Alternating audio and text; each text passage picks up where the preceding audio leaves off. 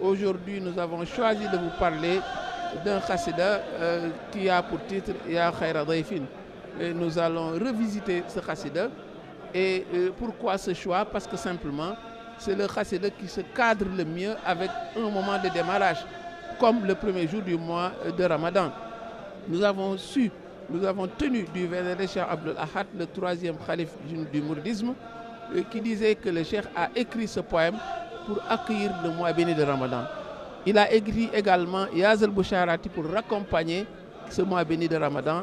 Et nous allons voir que dans le contenu, mais ces propos s'emboîtent harmonieusement avec ce que le Cheikh lui-même a écrit.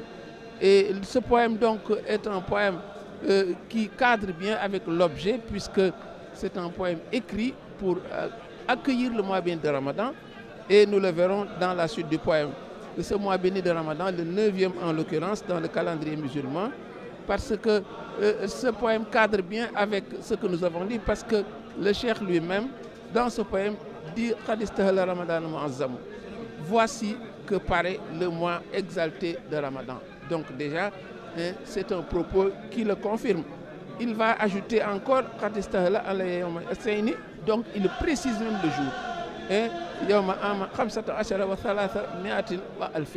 Il précise même l'année. C'est en l'an 1315 de l'Hégire que le Cheikh a écrit ce poème, et il l'a écrit un lundi. Donc précision de taille, n'est-ce pas, qui montre que véritablement c'est une indication spatiale et une indication temporelle, puisque 1315 qui correspond avec 1898 dans le calendrier grégorien, mais c'est 3 ans après qu'il a été déporté au Gabon. Ça veut dire donc que le propos se confirme, le Cheikh l'a bien écrit pendant qu'il était en exil au Gabon, et il l'a écrit en un début de Ramadan. Donc la précision est de taille, et c'est la preuve que ce sont là des sources fiables.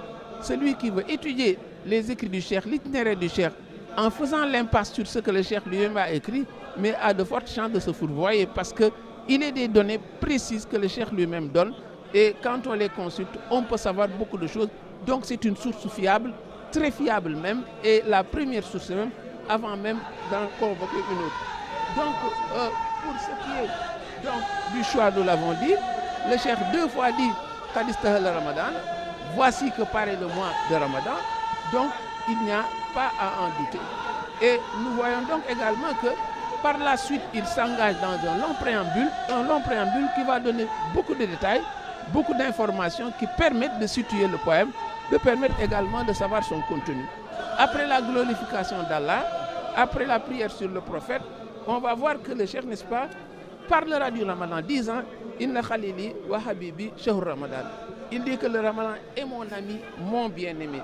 Et il ajoute aussi l'ai-je accueilli et salué cordialement par ce panégyrique. Donc cela prouve exactement ce que le vénéré Cheikh Abdul Ahad avait dit.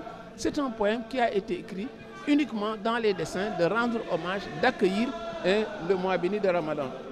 Et c'est pourquoi également il y a des prières ferventes pour terminer ce préambule. Quand il dit Wasalimhu minni, wasalimni minhu, préserve le Ramadan à travers ma personne et protège-moi par la bénédiction du Ramadan. Vous voyez donc cette osmose qu'il y a entre le Cheikh et ce mois béni, mais c'est la preuve, n'est-ce pas, d'une carrière spirituelle extraordinaire. Poursuivons la présentation de Ya Khayra Dayfin. C'est un poème qui fait 14 vers et qui est écrit avec le maître Bassit et qui est une rime en dal. Donc ça veut dire que tous les vers se terminent par le son di, di, di, et c'est pourquoi on peut dire que c'est un dalier. C'est également un poème de 14 vers. On peut difficilement résister à une comparaison avec le sonnet français.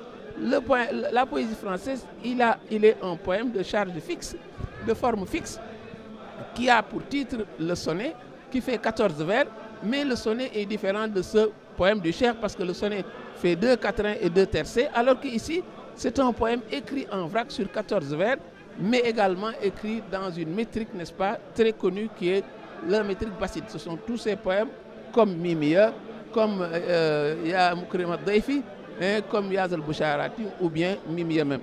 Donc il y a là un point important qu'il faut faire ressortir ici. Donc le Cheikh utilise, n'est-ce pas, cette métrique pour écrire ce poème, Et nous allons nous engager au pas de course sur les 14 vers, puisque véritablement il y en a 14. Avec le peu de temps qui nous reste, on peut anticiper et montrer que dans le préambule, le cheikh déjà personnifie le mois béni de Ramadan. Et c'est une personnification qui va se confirmer dans tout le reste du poème. Celui qui n'est pas averti peut penser même que le cheikh s'adresse à un être humain. Quand il parle de mon ami, mon bien-aimé, déjà on a un avant-goût de cette personnification, mais qui va se continuer, qui va se perdurer, n'est-ce pas, dans tout le poème. Et on voit que il n'est pas étonnant donc que dès le premier vers, il dit « Ahlan wa sahlan wa tarhiban ». Je te souhaite la bienvenue, mais on souhaite la bienvenue très souvent à un être en chair et en os. Mais c'est avec la personnification, c'est un procédé poétique que le cheikh utilise et qui va continuer toujours. Par rapport à la distribution des vers, il y a une symétrie frappante. Les 7 premiers vers ont une unité profonde, les 7 derniers vers également. Quelle est l'unité des 7 premiers vers? Mais on l'utilise sur le plan énonciatif. Le cheikh chaque fois dit tu, c'est la deuxième personne qui est utilisée dans tous les 7 premiers vers. Et c'est la première personne qui sera utilisée dans les 7 derniers vers. Mais c'est une symétrie frappante, n'est-ce pas? Mais pour montrer cette maîtrise également que le cheikh a. Et il y a sur le plan également lexical, un champ lexical de la magnification, de la considération, un propos très laudatif. Regardez, dans les vers 1, il appelle le meilleur hôte. Au vers 2, il dit tu restes, tu es glorifié, tu ne cesses, tu es l'effaceur. Donc chaque fois, c'est la deuxième personne qui est glorifiée, qui est utilisée, parce que le cheikh s'adresse, n'est-ce pas, à ce mois béni de Ramadan comme si c'était une personne. On le verra, mais la cause est simple parce qu'il est seul, affreusement seul en ce lieu. Et il y a un champ lexical, disais-je, de la magnification, de la glorification. Il l'appelle meilleur hôte, porteur des bienfaits. Il l'appelle illustre hôte, Daifan Kariman. Il l'appelle le glorifié auprès du maître, Muazzaman Inda Rabbi.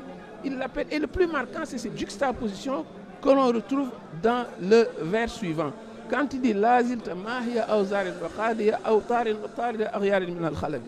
tu ne cesses d'être l'effaceur des péchés, le réalisateur des vœux, le rempart contre les vicissitudes. C'est un élan laudatif qu'on confirme également dans le vers 5 quand il dit Safidan kula shaytanin. Il est une entrave contre tout démon. Mais également le contraire reste valable. Il est il est également celui qui est bienfaisant envers ceux-là qui sont dans la bonne action. Et quant aux gens de bien, dit-il, tu leur ouvres des portes de bienfait. Donc il y a cette double facette du mois béni de Ramadan qui est une entrave redoutable mais qui est également un puissant adjuvant. Et tous ces deux aspects-là sont conçus dans ce mois de Ramadan. Et le vers 8 est une annonce d'un nouveau chapitre, mais c'est également une transition. Parce que le clou se trouve au vers 8 quand le cheikh dit c'est par toi que nous avons été gratifiés de la nuit de la détermination. Et cette nuit de la détermination, le Laylatul Qadr, le Coran dit qu'il est khairun min alf shahr. Il est meilleur que 1000 mois. Donc, il y a tous les bienfaits possibles et imaginables qui sont inclus dans ce mois béni de Ramadan. Les 6 derniers vers également, sur le plan énonciatif, sont marqués par l'usage de la première personne. Le poète dévoile ce qu'il a sur le cœur. Il dévoile au grand jour cet amour intense qu'il a pour le mois béni de Ramadan. Il parle d'amour intense de son naissance. Il parle de bonheur exempt de peine. Il parle de repentir. Il prend même le Ramadan à témoin. Et témoin de quoi? De son attachement au livre, parce que le Coran ne pouvait manquer de s'inviter dans ce poème-là. Et ce qui est marquant et poignant, c'est quand il interpelle ce mois béni de Ramadan, disant que tu es, n'est-ce pas, celui que je prends à témoin. C'est la preuve d'une solitude profonde qu'il a vécue. Et ce qui surnage au-dessus de tout, mais c'est cet amour profond pour le mois béni de Ramadan. Et contrairement à ce que d'autres pouvaient penser, le Ramadan, au contraire, est un moment de béatitude, est un moment où il s'extasie devant tous ses bienfaits d'Allah. Donc ici, il y a, n'est-ce pas, beaucoup de termes également qui le prouvent. Quand il parle d'espoir, il parle de bien-aimer, il parle d'affectionner, il parle d'amour intense de son essence. C'est la preuve que au-dessus, par-dessus tout, ce qui le caractérise, mais c'est cet amour pour ce mois béni, et pour qui, n'est-ce pas, il dit tous ces beaux propos, parce que simplement, c'est un pilier d'Allah, et le cheikh a en considération tous les piliers. Voilà donc, au pas de course pour Ya Khaira Dayfi. Nous reviendrons demain, Inch'Allah, sur un autre poème. Wassalamu alaikum wa rahmatullahi ta'ala wa barakatuh.